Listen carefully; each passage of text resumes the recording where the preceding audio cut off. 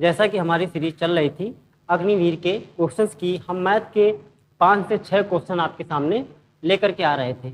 उन्हीं 5-6 क्वेश्चन के सीरीज को आज हम फिर से आगे बढ़ाने वाले हैं। तो आप देखेंगे पहला हमारा क्वेश्चन क्या बोल रहा है। क्वेश्चन कह रहा है कि एक व्यक्ति किसी वस्तु को उसके लागत मूल्य से 10% कम पर बेचता है। यदि उसने उस वस्तु को 332 रुपये अधिक से बेचा होता तो उसको 20% का लाभ होता। वस्तु का वास्तविक विक्रय मूल्य बताना है। जब भी किसी वस्तु को आप यदि खरीदने जाते हो तो परसेंट में बोलेंगे, हम उसे 100% पे परचेज करके लाते हैं, और जब उसको सेल करते हैं तो कुछ परसेंट लॉस पे या कुछ परसेंट प्रॉफिट पे उसको सेल करते हैं। इस लाइन में लिखा हुआ है कि 10% कम पर बेचता है। बेचने का मतलब सेलिंग प्राइस उसकी दी गई है। बच्चों ध्यान देना, किसी भी वस्तु का हम क्रय मूल्य कितना मान लेंगे? 100% मान लेंगे। कितना मानेंगे? 100% मान लेते हैं। चलो यहाँ से देख लेते हैं। हाँ देखना, यहाँ से वस्तु का क्रय मूल्य हमने कितना माना? उस वस्तु का क्रय मूल्य हमने 100% माना। 10% कम पर इसको बेचेंगे, इसका मतलब हो जाएगा इस वस्तु को हम बेचेंगे 90% पर। ये हमारा सेलिंग प्राइस है। ये सेलिंग प्राइस कौन सा है? वास्तविक सेलिंग प्राइस है, रियल का सेलिंग प्राइस है। ठीक है, देखो आगे कह रहा है यदि उसने उस वस्तु को 332 रुपये अधिक से बेचा होता। यहाँ पर जो सेलिंग प्राइस की वैल्यू दी गई है ये आपकी रियल की सेलिंग प्राइस की वैल्यू नहीं है, मतलब परसेंटेज में है। इसका कोई ना कोई यहाँ पर एक मूल्य होगा। ठीक है ना। इस मूल्य से दूसरी वस्तु को, उसी वस्तु को, जिस वस्तु को 100 में खरीदे थे, इसी वस्तु को हम कितने रुपए अधिक बेच रहे हैं? 332 रुपये अधिक से बेचते हैं। कितने रुपए से? 332 रुपये से अधिक बेचते हैं। तो नया हमारा सेलिंग प्राइस यहाँ से निकल के आएगा, ये हमारा न्यू सेलिंग प्राइस हो जाएगा। ये सेलिंग प्राइस कितना हो जाता है ये हमें नहीं बताना है, हमें इसका मूल्य बताना है। ये वाला क्या था? अगली पंक्ति में कह रहा है यदि 332 रुपये अधिक बेचते हो तो उसे 20% का लाभ होता है। लाभ किस पर होगा? क्रय मूल्य पर। मतलब 20% का लाभ होता है तो इसका मतलब 120% पे आप बेचते हो। तो बच्चों यहाँ से देखो परसेंट में कितने में अधिक बेच रहा है। 90 में पहले बेच रहा था, अब 120 बेच रहा है। तो कितने परसेंट अधिक बेच रहा है? तो हम देखेंगे ये 30% अधिक में बेच रहा है। तो इसी 30% की हमें यहाँ से वैल्यू निकालनी होगी। क्या निकालनी होगी?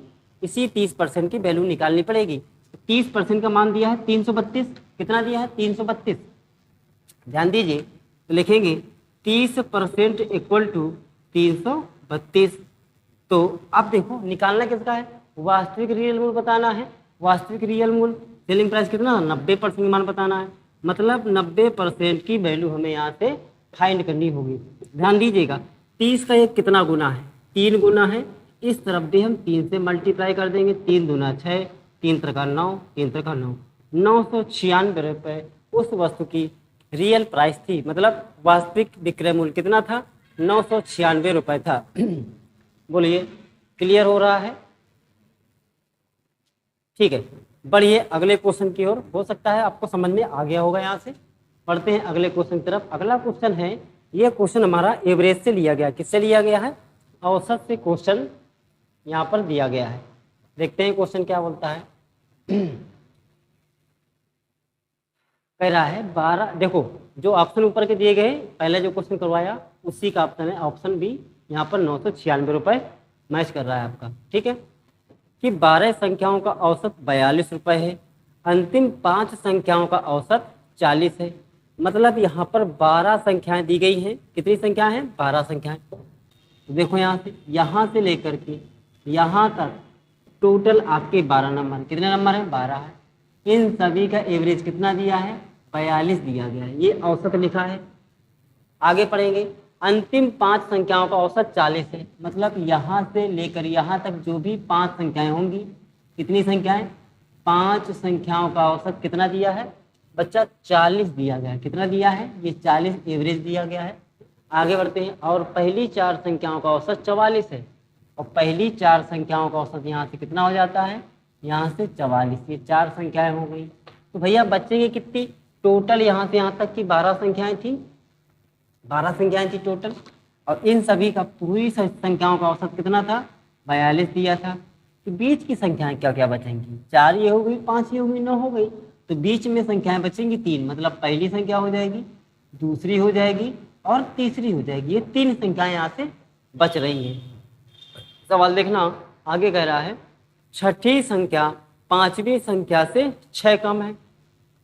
छठी संख्या कौन होगी, 4 के बाद ये 5, ये छठवीं हो जाएगी। तो छठवीं संख्या पांचवी से 6 कम है, इसका मतलब x + 6 इसको कर लें पांचवी को, तो छठवीं कितनी हो जाएगी, x हो जाएगी। ये छठवीं संख्या हो गई। और सातवीं संख्या से 5 कम है, कौन, छठवीं। ये इससे सातवीं संख्या से 5 कम है, मतलब सातवीं क्या हो जाएगी, x + 5 हो जाएगी। ये तीनों संख्याएं यहाँ से निकल के आ गई। अब कह रहा है पांचवी और सातवीं का औसत क्या होगा। वही बेसिक चीजें हैं। हमें टोटल 12 संख्याओं का औसत पता है, तो 12 संख्याओं का योग निकालेंगे। 12 संख्याओं का योग, ठीक है, ये किसके बराबर हो जाएगा, 12 संख्याओं का योग इन 12 के बराबर हो जाएगा। तो 12 संख्याओं का योग पहले ही निकालते, कैसे, ये देख लो, औसत में संख्याओं का गुणा करा दो। तो औसत कितना दिया है, 42 दिया 12 का, संख्याएं कितनी थी, 12, गुणा करा देंगे तो टोटल संख्याओं का सम निकलेगा। तो 12 दूना 24, 2 48, 2 50, मतलब 504 यहाँ से निकल के आ गया सभी संख्याओं का योग। अब देखो पहली 4 संख्याओं का योग कितना बनेगा, तो 4 से इसमें गुणा कराएंगे 176, मतलब पहली 4 संख्याओं का, पहली 4 संख्याओं का योग कितना बनेगा, 176 बन जाएगा। अंतिम 5 का योग क्या बन जाएगा, अंतिम 5 संख्याओं का सम कितना बनेगा, 50, 5 × 40 कर देंगे कितना बन जाएगा, 200 बन जाएगा। ठीक है, और 3 संख्याएं ये की बिन थी, इन सबको जोड़ लेंगे ना, तो x x 3x, तो 3 संख्याओं का योग कितना बना, x x x मिला के 3x हो गया, प्लस 6 5 ये 11 बन गया।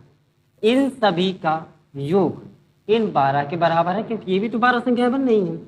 ठीक है, तो देखिएगा 200 में 176 जोड़ेंगे 376 बनेगा। ठीक है, तो 376 प्लस ये 11 भी जोड़ देंगे इसमें, तो 11 यहीं जोड़ लेते हैं। देखो चलो यहाँ से जोड़ लेते हैं, 176 और प्लस 200 जोड़ेंगे 376, 11 और जोड़ दीजिए 7, 387 बन जाएगा यहाँ से। तो ये क्या लिख सकते हैं यहाँ से, 3x प्लस के 387 बराबर हो जाएगा कितने के, 504 के हो जाएगा। इसका उधर पक्षांतर करेंगे तो 3x बराबर दिख रहा है ना, हाँ, 14 में 7 गया 7 बचेगा, 9 में 8 गया 1 बचेगा, यहाँ बचेगा 4 में 1 गया 3, 117। x की वैल्यू क्या आएगी, 3 से डिवाइड करेंगे, 3 3 9, 3 नाम 27, 39 आ जाएगी। x की वैल्यू क्या आ गई, 39 यहाँ से आप निकाल पा रहे हैं। तो देखो हमें क्या बताना था, हमें पांचवी और सातवीं का औसत बताना था। पांचवी संख्या क्या है, x + 6 कितना था, x + 6 यहाँ लिखते हैं। तो x मान हम निकाल चुके हैं, कितना 39, 39 में 6 जोड़ो कितना बन जाएगा, 45, प्लस सातवीं संख्या को बताना, x का मान है 39, 5 बन जाएगा 44। इनका दोनों का योग 2 से भाग कर देंगे, औसत निकल के आएगा 44.5, यहाँ से आंसर आएगा।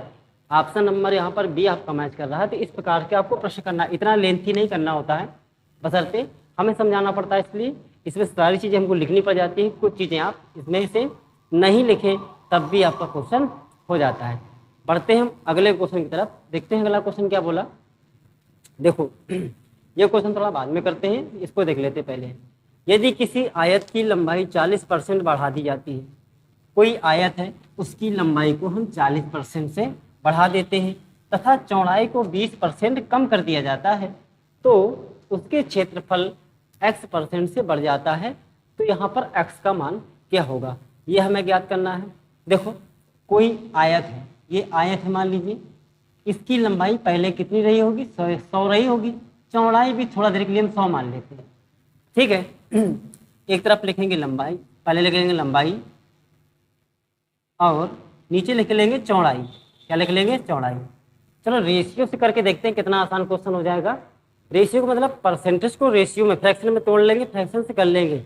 ठीक है, तो 40% लंबाई बढ़ाएगी, इनको 100 को हटाओ यहाँ से, लंबाई कितनी बढ़ाई जा रही है? लंबाई बढ़ाई जा रही 40%। अच्छा बताओ, 40% बढ़ाई जा रही, पहले 100 रही होगी, 40% बढ़ी होगी, तो 100 से 140, तो यहाँ से कर सकते हैं, पहले लंबाई 100 रही होगी, अब 140 हो गई होगी। रेशियो में तोड़ेंगे तो 0 0 कट जाएगा यहाँ से, दिख रहा है ना? हाँ दिख रहा है। तो देखो 2 से काटेंगे, 2 पंचे 10, 2 सत्ते 14, मतलब पहले लंबाई 5 थी अब हो गई 7, पहले लंबाई 5 थी अब हो गई 7। ऐसे ये चौड़ाई जो है हमारी 20% कम हो जाती है, तो मतलब पहले 100 रही होगी, 20 कम हो जाएगी तो 80 हो जाएगी ना यहाँ से। इसे भी रेशियो में तोड़ लेंगे, तो 20 से काटो, 20 चौको 80, 20 पंचे 100। पहले चौड़ाई 5 थी, अब कितनी हो गई होगी? 4। कुछ नहीं, लंबाई गुणे चौड़ाई, क्षेत्रफल ही तो होता है, लंबाई गुणे चौड़ाई क्या होता है? क्षेत्रफल। इन दोनों का गुणा क्षेत्रफल होता है। तो 5 गुणे 5 25, 7 गुणे 4 28 हो जाएगा।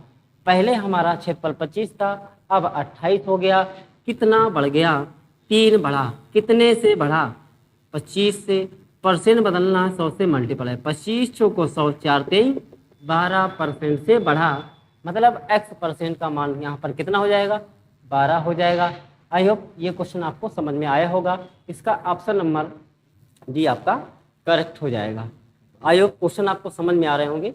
बढ़ते हम अगले क्वेश्चन की तरफ। अगला क्वेश्चन क्या बोल रहा है कि a प्लस बी का मान दिया है 45 डिग्री। कितना दिया है? 45 डिग्री दिया गया है। चलो, कह रहा है कि a प्लस बी की वैल्यू दी गई है 45।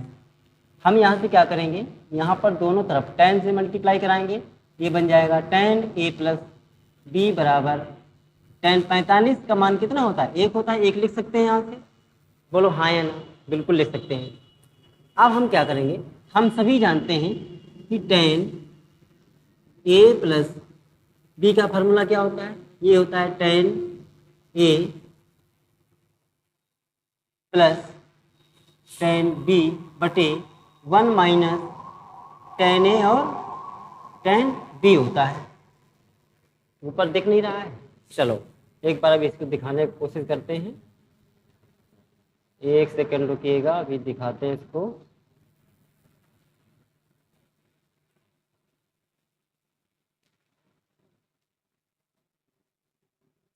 दिख रहा होगा, ठीक है। देखिए tan a प्लस बी बराबर tan a plus tan b बटे में 1 minus tan a tan b, यहाँ से फार्मूला होता है इसका। अब एक काम बताइए, अच्छा आपको tan a plus tan b का मान तो मालूम पड़ गया कितना है? 1। इसकी जगह आप 1 रख देंगे। जैसे 1 रखेंगे तो इसका मल्टीप्लाई यहाँ कराएंगे तो ये सेम वैल्यू आ जाएगी। क्या आ जाएगी? 1 माइनस tan a और tan b बराबर tan a plus tan b आ जाएगी। एक काम करते हैं, इस वैल्यू को उधर लेके चले जाते हैं। ये सब उधर लेके चले जाएंगे। चलो इसको उधर लेके चलते हैं, यहाँ बचेगा 1 बराबर क्या आ जाएगा? यहाँ से tan a plus tan b plus के क्या बन जाएगा? tan a plus tan b यहाँ से बन जाएगा। ठीक, दोनों तरफ क्या करेंगे? 1 ऐड कर देंगे। इस साइड भी 1 ऐड कर देंगे, इस साइड भी 1 ऐड कर देंगे। ये 1 1 क्या बन जाएगा? प्लस के 2। अब देखो इसमें क्या कर सकते हैं? इन दोनों पदों में हम कॉमन क्या है? tan b यहाँ से कॉमन है, इसको एक साथ लिख सकते हैं। यहाँ से लिख सकते हैं हम क्या? 1 प्लस tan a। अगर इसमें कोई कॉमन वैल्यू ले ले, हम कहा 1 ले लिया कॉमन, तो 1 का गुणा इसमें करेंगे तो कोई फर्क नहीं पड़ेगा ना। ठीक है, आगे इसमें tan b का कॉमन ले सकते हैं, तो tan b यहाँ से हमने कॉमन लिया प्लस का, अंदर क्या बचेगा? इसकी जगह बचेगा 1 प्लस tan b बाहर गया तो अंदर क्या बचेगा? tan a बचेगा। ठीक है, देखो 1 plus tan a, 1 plus tan a 2 बार लिखा है, 2 बराबर एक बार लिखेंगे 1 प्लस tan a, यहाँ से आ जाएगा 1 प्लस tan b आ जाएगा। ठीक, ये क्वेश्चन में आ गया। अब हमसे जो पूछा गया वो देखेंगे। पूछा क्या गया है? 1 प्लस tan a, मतलब यहाँ पर 2 लिखा है। पूछ रहा है हमसे कि 1 प्लस tan a और 1 प्लस tan b की वैल्यू क्या होगी?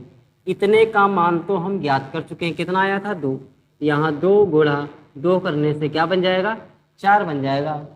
तो आई होप ये भी क्वेश्चन आपको समझ में आ गया होगा। इस क्वेश्चन को देख लीजिए, हाँ इसका ऑप्शन ए करेक्ट था। ठीक बेटा, तो ऐसे क्वेश्चन को हल करना था, यही हमारी अप्रोच थी। पढ़ते हैं आगे, देखते हैं अगला क्वेश्चन।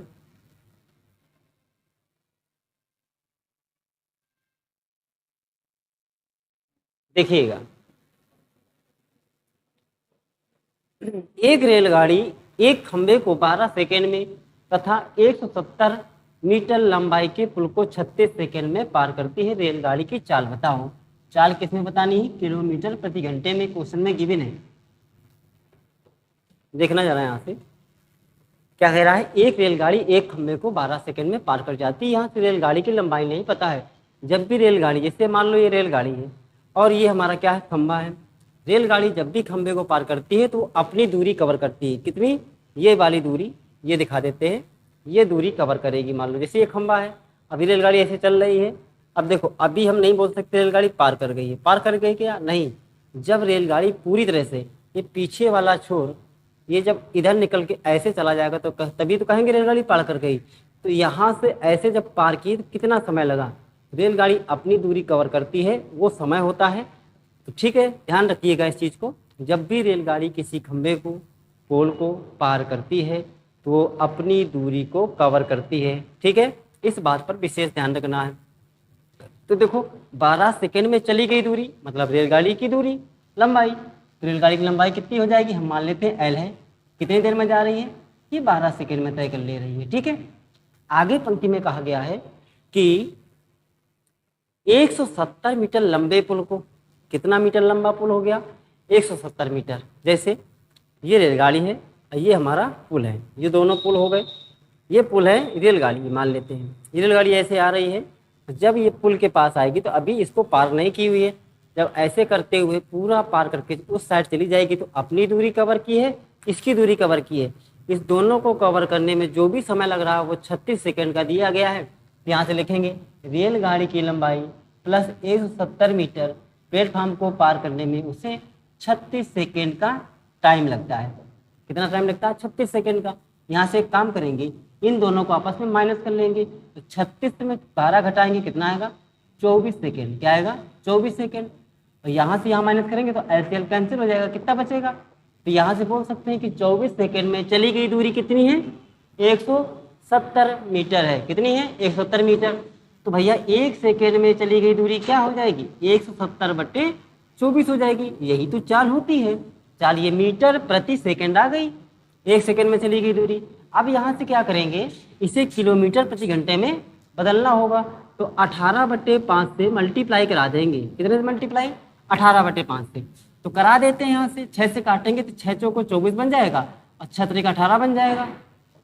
और वैल्यू 5 से काट जाएगी तो 5 से 15 और 5 चौको 20 और 34 गुणा 3 करेंगे, 3 चौको 12, 3 त्रिक 9 1 10, 102/4 आएगा। 4 से भाग करेंगे, 4 दूना 8, 2 बचेगा, 4 पंचे 20 हो जाएगा। ठीक है, ऑप्शन में 25, जिस ऑप्शन में 25 होगा वही हमारा आंसर करेक्ट हो जाएगा। तो यहाँ से देखते हैं कौन सा ऑप्शन नंबर हमारा करेक्ट होगा। तो बी नंबर देखेंगे, बी नंबर में दिया गया है 25.5 किलोमीटर प्रति घंटा। तो बस 25 का एक ही ऑप्शन था, वो ऑप्शन नंबर बी है। ठीक है, तो देखते हैं अब अगला क्वेश्चन। आई होप ये आपको क्लियर हो गया होगा। बच्चों देखो अगला क्वेश्चन क्या बोलता है, यदि दो बेलनों के आधार की त्रिज्याओं का अनुपात 3:4 है तथा उनकी ऊंचाइयों का अनुपात 4:9 है तो उनके आयतनों का अनुपात क्या होगा। आयतन का अनुपात पूछा है। बेलन दिए गए हैं तो दो बेलन है, दोनों बेलन की रेडियस अलग अलग होगी, हाइट अलग अलग, साफ साफ दिया गया है। तो दोनों बेलन के आयतन के फार्मूला लिख लेंगे। मान लो एक बेलन हमारा ये हो गया और दूसरा बेलन ये हो गया, ऐसे दो बेलन है। तो बेलन का आयतन होता क्या है, इस बेलन का आयतन बनेगा πr²h रेशियो, दूसरे बेलन का आयतन πr²h। लेकिन इसकी रेडियस कुछ होगी तो r1 मान लेंगे, इसकी रेडियस कुछ होगी तो r2 मान लेंगे। बस इसकी ऊंचाई अलग होगी तो h1, इसकी ऊंचाई होगी तो h2, अलग अलग हो जाएगी। अब यहाँ से क्वेश्चन में गिवन है, पहले की त्रिज्या 3 है, इसकी रेडियस कितनी है 3, इसकी जगह 3 रखेंगे तो देखो पाई से पाई पहले कैंसिल कर दो, आर के जगह 3 रखोगे तो 3 का स्क्वायर हो जाएगा, और दूसरे की रेडियस कितनी है 4 दी गई है, हाँ 4 ही दी गई तो 4 का स्क्वायर कर देंगे रेशियो। फिर क्या दिया है, ऊंचाई दी गई है, ऊंचाई क्या है इसकी 4 है, दूसरे वाले की 9 है। देखो 3 का स्क्वायर करने से 9 बनेगा, 4 का स्क्वायर करने से 16 बनेगा, यहाँ से 9 आएगा, 9 से 9 कटेगा, 4 एकम 4, 4 चौको 16, यहाँ से क्या मान बचा 1:4 बचा।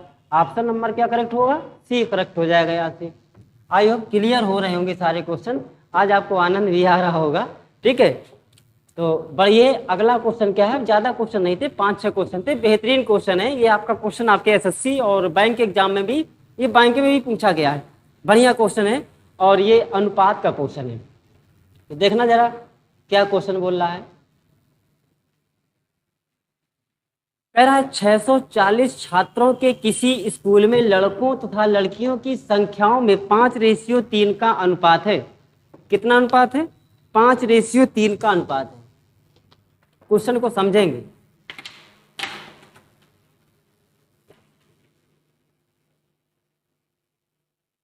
देखो एक कॉलेज है, उस कॉलेज में टोटल छात्रों की संख्या है 640। अच्छा, छात्र में लड़के और लड़कियां दोनों को मिला के बना है, तो भाई साहब यहाँ पर लड़कों का संख्या अनुपात में 5 है, लड़कियों की 3 है, तो 5 और 3 को जोड़ने से कितना बन गया 8 बन गया, छात्रों की संख्या 8 हो गई। और रियल में कितनी दी गई 640, तो 8 अनुपात का मान दिया है 640। एक अनुपात की वैल्यू 8 से डिवाइड करेंगे तो कितना बनेगा 80 बन जाएगा। तो यहाँ से हम लड़के और लड़कियों की संख्या को ज्ञात कर सकते हैं। एक तरफ लिखेंगे बॉयज़, क्या लिखेंगे बॉयज़, एक तरफ लिखेंगे हम गर्ल्स लिख लेंगे। ठीक है, चलो तो यहाँ पर लड़कों की संख्या कितनी थी 5, लड़कियों क्या थी अनुपात में 3, एक अनुपात का मान 80 तो 5 अनुपात का मान 400 बनेगा, बोलो हाँ या ना। एक अनुपात का मान 80, 3 का मान 240 बन जाएगा। कहने के तात्पर्य 400 लड़के 240 लड़कियां थीं। तो यहाँ से लड़के कितने हो गए 400 और लड़कियां कितनी हो गई 240। आगे बढ़ो, क्या कह रहा है, यदि 30 और लड़कियां स्कूल में शामिल कर दी जाएं, लड़कियां कितनी शामिल की जाती हैं, लड़कियों की संख्या 30 शामिल कर दी जाती है। तो अब बताओ लड़कियां कितनी हो जाएंगी संख्या में 270 हो जाएंगी। ठीक है, तो भाई साहब लड़के कितने शामिल किए जाएं कि उनका अनुपात, ये वाली संख्या पूछी जा रही है, ये वाली लड़के कितने शामिल कर दिए जाएं कि उनका अनुपात कितना बन जाए 14:9 बन जाए। तो 9 रेशियो को मान 270 है, कितना गुना है देख लो 30 गुना है। तो 14 में भी 30 का मल्टीप्लाई करेंगे, 14 × 42 420 आ जाएगा। ठीक है, देखो लड़कों की संख्या 420 हो गई, पहले 400 थे अब 420 है, तो कितने बड़े होंगे 20 लड़के बड़े होंगे। ऑप्शन नंबर आपका यहाँ पर सी करेक्ट है। तो 5 क्वेश्चन आपके बच्चा आज हो गए, एक क्वेश्चन बचा है और हमारे बच्चे आ गए हैं, इनको भी पढ़ाना है, समय हो गया है। तो मिलते हैं कल के डेट में फिर 5 क्वेश्चन की सीरीज लेकर के, तब तक के लिए धन्यवाद।